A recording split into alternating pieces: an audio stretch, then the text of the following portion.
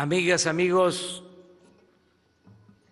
de Yucatán, me da mucho gusto estar de nuevo en Mérida con ustedes en esta tierra de tanta historia y de tanta cultura. Y aquí en Yucatán estamos iniciando un nuevo programa en el marco de la cuarta transformación de la vida pública del país. Estamos iniciando un sistema nacional de salud para el bienestar de los mexicanos. Lo estamos haciendo en un acuerdo con los gobernadores del sur y del sureste de México. Estamos iniciando en la región más abandonada del país, que vive y padece la paradoja, la contradicción de ser la región con más recursos naturales, con más riquezas, y al mismo tiempo la región con más pobreza en México. Quiero agradecer la colaboración, el apoyo, el respaldo de los gobernadores del sur-sureste, del gobernador de Guerrero, del gobernador de Oaxaca, gobernador de Guerrero Héctor Astudillo Flores, del gobernador de Oaxaca Alejandro Murat Hinojosa, del gobernador de Chiapas Rutilio Escandón Cadenas, del gobernador de Veracruz Cuitláhuac García Jiménez, del gobernador de Campeche Alejandro Moreno Cárdenas, del gobernador de Quintana Roo Carlos Joaquín González, del gobernador de Tabasco Arturo Núñez Jiménez, del gobernador electo de Tabasco Adán Augusto López Hernández. Agradecerles porque se está iniciando este proceso para unirnos y mejorar el sistema público de salud en el sur-sureste primero y luego en todo el país. Es tan grave el problema, tan complejo, que decidimos hacerlo paulatinamente, por partes. Vamos a iniciar con 8 estados. A los 6 meses se incorporan otros 8 estados y así en 2 años queremos tener establecido, afianzado, funcionando bien el nuevo sistema de salud para el bienestar. ¿En qué consiste este plan de salud? En que mejore la calidad del servicio de salud, porque es una demanda, es una necesidad sentida el que se mejore el sistema de salud pública. Se le dio atención por cuestiones políticas, ideológicas, al problema educativo, y se olvidó el grave problema de desatención en el terreno en materia de salud. Todo se orientó al debate en lo educativo y podría decirles que está peor el sistema de salud que el sistema educativo. Pero así suelen pasar las cosas. Y en lo educativo, aceptando sin conceder, como dicen los abogados, que hay ausencia de maestros y que no sea buena la calidad de la enseñanza, pues los niños tienen alguna orientación en la familia y no corren riesgos. Pero imagínense lo que significa el que los niños se enfermen y que no haya médicos y que no haya medicamentos y que muchos se enfermen, pierden la vida por enfermedades curables, atendibles. En los últimos tiempos, en vez de avanzar en cuanto a la calidad de vida, en lo que tiene que ver con la salud, hemos retrocedido en el país. Por eso queremos mejorar el sistema de salud, que logremos el ideal, y hay que caminar hacia ese ideal, que eso es la utopía, es algo que se sitúa distante, pero es lo que nos hace caminar hacia un ideal, hacia un propósito, para convertir nuestros sueños en realidad. Lo que queremos es un sistema de salud de calidad, que la atención médica y los medicamentos sean gratuitos, que se garantice el derecho a la salud, que está establecido en la Constitución, en el artículo 4, pero es letra muerta, porque más de la mitad de los mexicanos no tienen seguridad social. Entonces, queremos que se convierta en realidad el derecho a la salud, tener un sistema de salud como en Dinamarca, como en los países nórdicos, como en Canadá,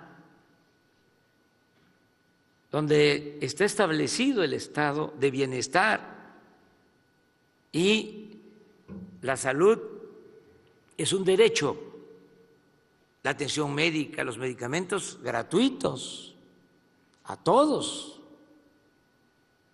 los habitantes de esos países. Aquí estamos iniciando este programa dando atención especial, dando prioridad a los que no tienen seguridad social, los que no son derechohabientes,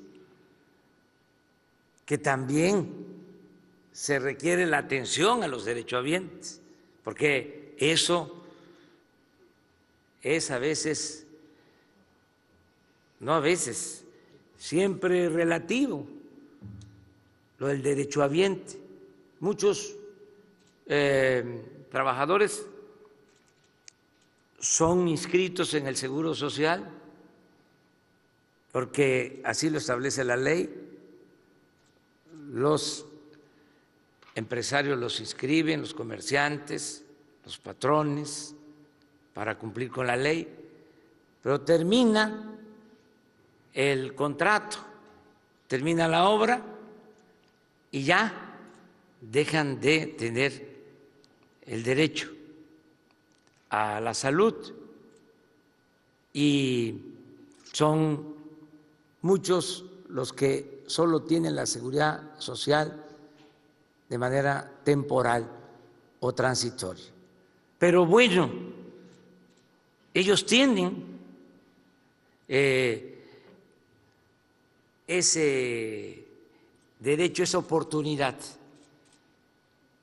Yo comentaba hace algunos días que en una gira por la sierra de Chihuahua me decía un empresario minero que era muy importante dar posibilidades de trabajo, de ocupación a los jóvenes para enfrentar el problema de la inseguridad, de la violencia, del narcotráfico, y que ellos en sus minas a veces recibían a jóvenes que estaban enrolados en la delincuencia organizada, en el narcotráfico, porque los jóvenes llegaban a la conclusión de que si se inscribían para trabajar en la mina, iban a tener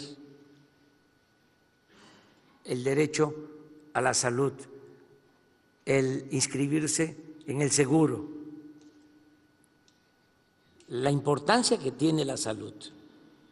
Los trabajadores cañeros, más que nada los productores de caña, se quejan, dicen, no sacamos nada, no nos rinde,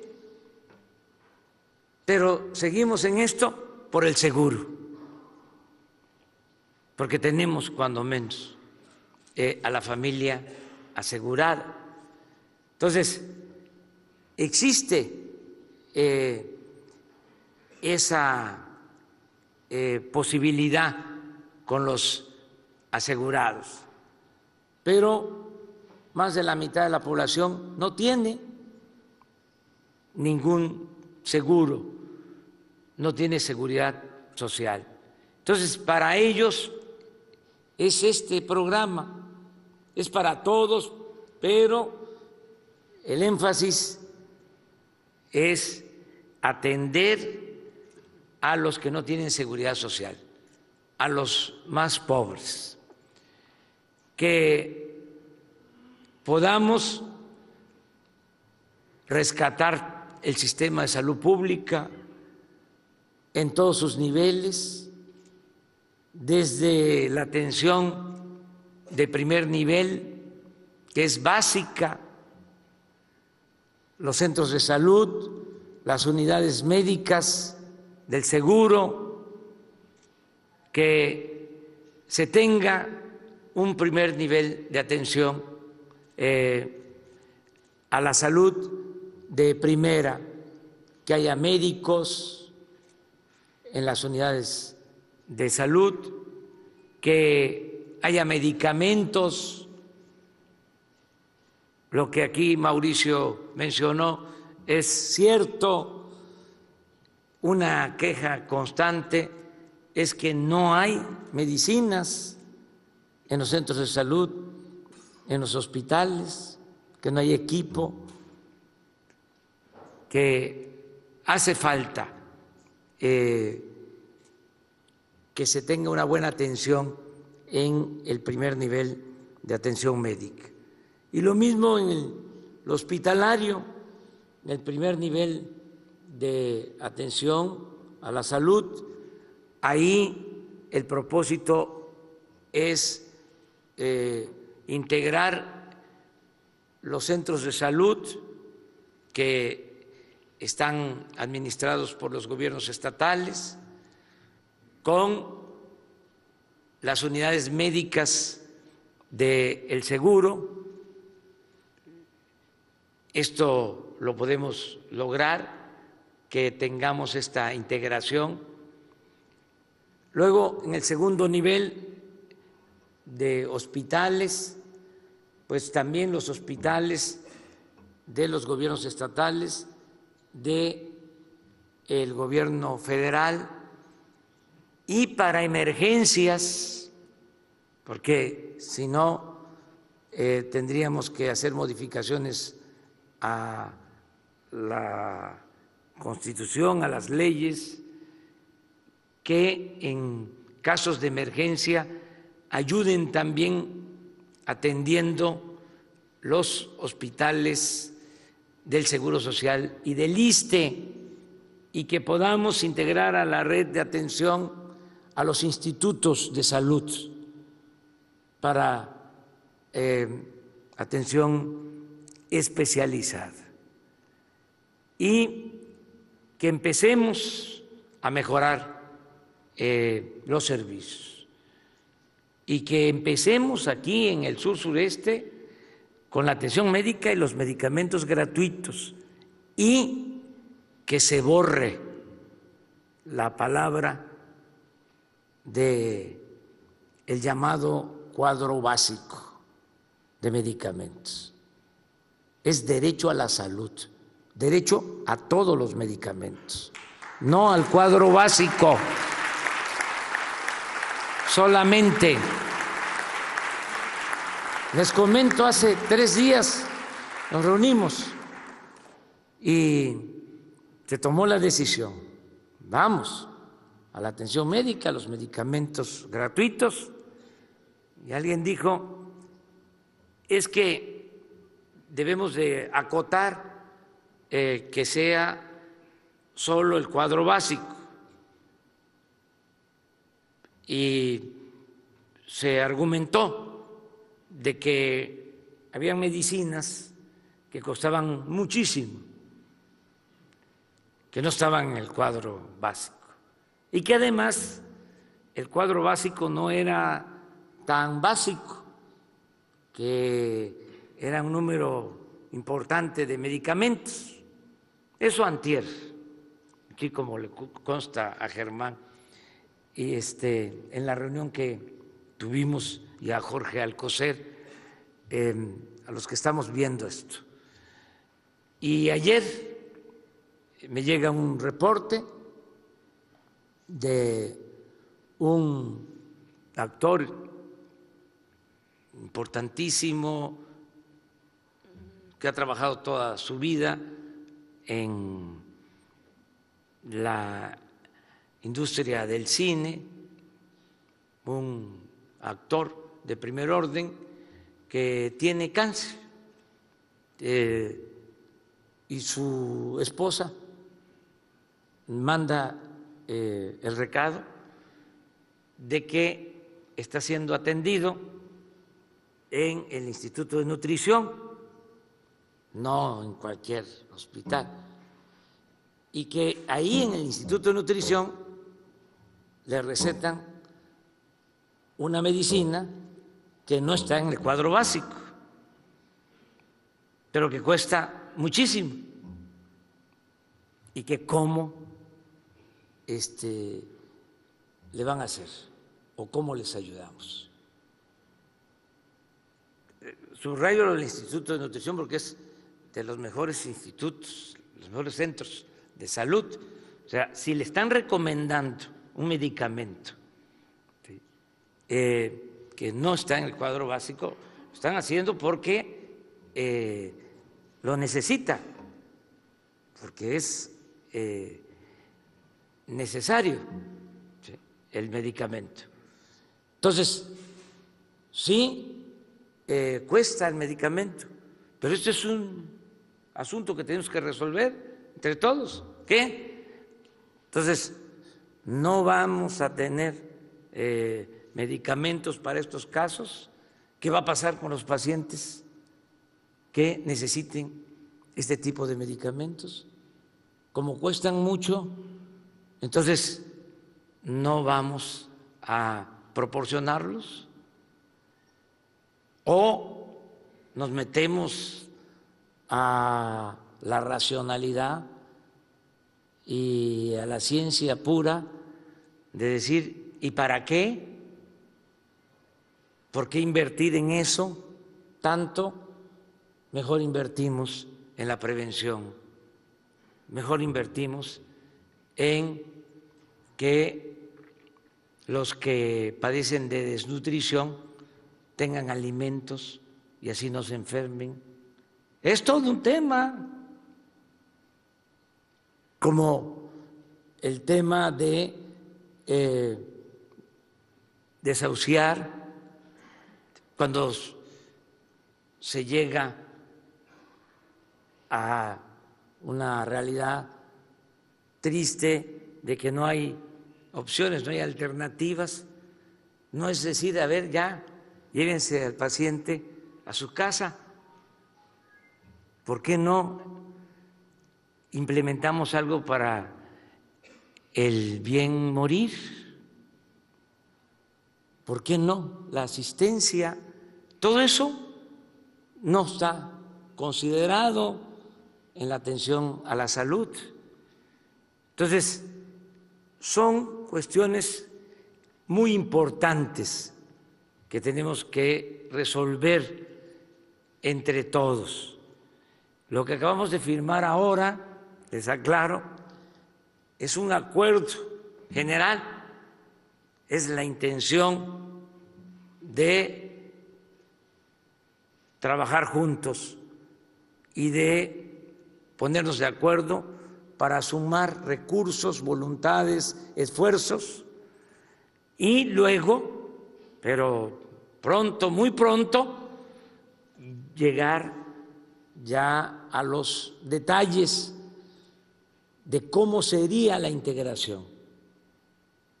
Lo que nosotros estamos proponiendo es federalizar todo el sistema de salud. Es decir, que sea una sola instancia, el gobierno de la República, el que se encargue de la atención médica del sistema de salud, que no esté fraccionado como ahora, porque existe el seguro, el ISSSTE, pero además la Secretaría de Salud del Gobierno Federal y los sistemas de salud de los estados. Entonces, ¿por qué no nos integramos? ¿Por qué no nos unimos para dar un mejor servicio?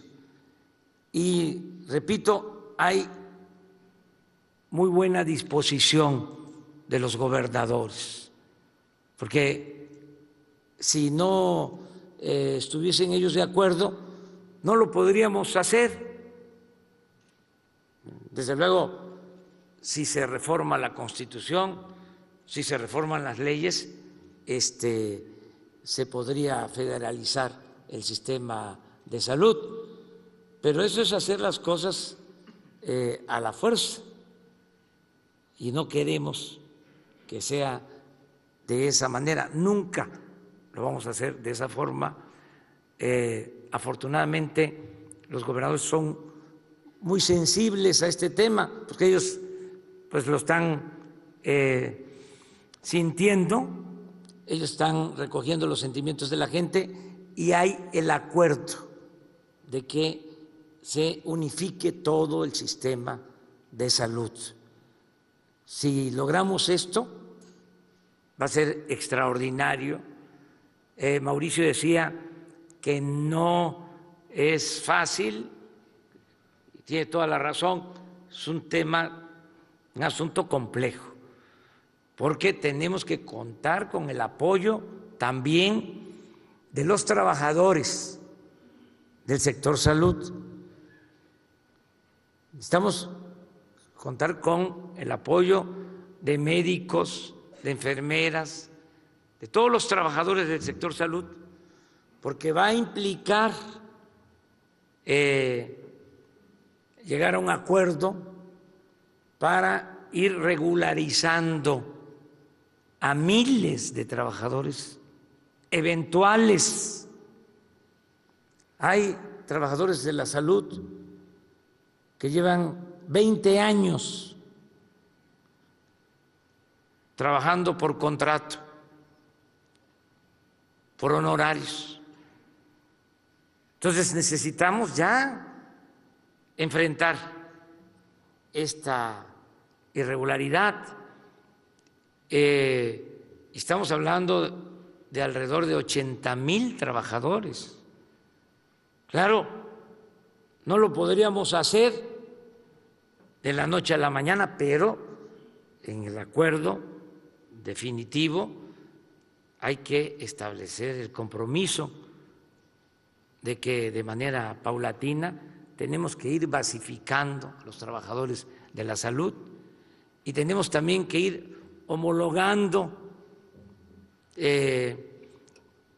los servicios o mejor dicho, las prestaciones de los trabajadores, porque por un lado tienen un sueldo los que trabajan en el gobierno federal, otro sueldo, aunque lleven a cabo la misma tarea, la misma labor, los trabajadores del Estado.